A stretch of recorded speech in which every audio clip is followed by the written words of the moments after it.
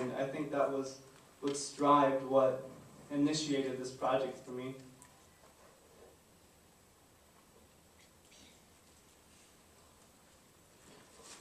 It was really unfortunate to see some of these kids because a lot of these kids come from families whose parents immigrated, who came into the United States with the hopes of a better future, a better life.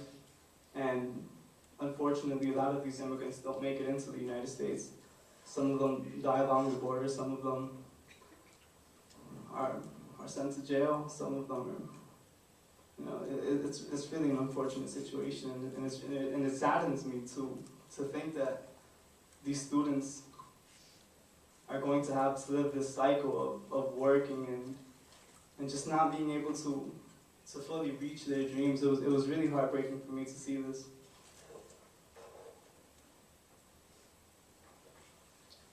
So I came back to the United States, and I was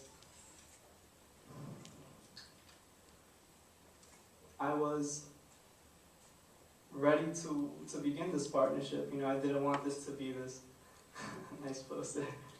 I didn't want this to be this this one-time event where American students come into a Mexican community and never show up again. So what I was thinking was that to truly try to build this partnership between schools, between countries, would be an amazing thing. And at the time, there was so much going on with immigration in this country. It's such a difficult time for Latin American communities in the United States. There's so many people that have arrived here illegally, legally, and it's a really unfortunate situation to see families being divided, to see families separated, and to never be a whole again. It's really sad. And I was thinking to myself one day when I moved from New York City. I moved from New York to Charlotte, North Carolina, and my first day of middle school, I remember our conversation in class. I remember our conversation in social studies, and our professor decided to ask us, 14, 15-year-old students, what or how we feel about immigration. And at the time, everybody's so young in the mind, everybody's just mentally unaware and, in a sense, ignorant. And what happened in that classroom that day, I think, initiated this project that I began during the summer. And my professor, she asked the students of our classroom, what do you think about immigration? What do you think about immigrants coming into this country to work? And one of the little girls in my classroom said, I think we should all send all the Mexicans back to Mexico. I think we should send all the Latinos back to Mexico. And just having moved from New York City, I was heartbroken. I was like, how can somebody generalize an entire group of people?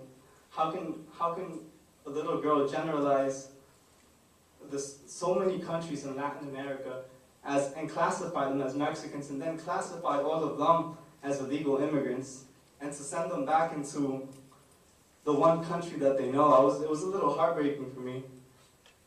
And so I decided to say something. I decided to speak to the class, and I told my classroom, I was like, do you understand how difficult it is to come into this country? How difficult it is for a family to leave their mother, their children, their families that they have at home. I mean, who wants to leave their home? Nobody wants to leave their home unless you need to, unless you have to, unless there's this desire to survive. It's in humans to pursue life, to pursue survival. And for a little girl to say, you should all go back to Mexico, was kind of heartbreaking. And I told her, I said, what do you know about immigrants coming into this country? And she said to me, she said, what do you know about immigrants? She said, what do you know about immigrants?